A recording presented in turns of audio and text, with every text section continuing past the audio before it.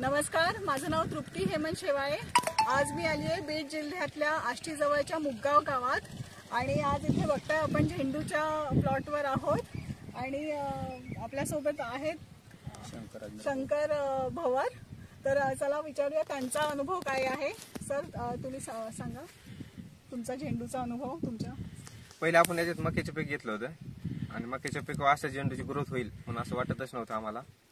आणि नंतर आम्ही झेंडूची लागवड केली आणि वेस्टेजचे जे प्रोडक्ट वापरले। कुठले कुठले वापरले तुम्ही? ते ह्युमिक वापरले, पुन्हा ते ॲग्रेटिव्ह वापरले, मॉस वापरलं, पुन्हा ते आपलं बुरशीनाशक आहे ते वापरलं, प्रोटेक वापरलं। त्याच्यानंतर खूप अशी ग्रोथ चांगली आली आणि रासायनिक खताचा वापर न करता जैविक खताचा वापर केल्यामुळं जमिनीची सुपीकता बी वाढली आणि आपला हे प्लॉट बी एकदम चांगला आलेला आहे। अच्छा, आणि म्हणजे काय फरक आहे, तुम्हाला काय जाणवलं? पहिले काय व्हायचं, रासायनिक खताचा वापर केल्यामुळं खर्च भरपूर व्हायचा, 30 ते 40 हजार रुपये खर्च व्हायचा आणि ही जैविक खतं वापरल्यामुळं आपल्याचा खर्च बी कमी झाला आणि उत्पन्न बी जास्त वाढलेले।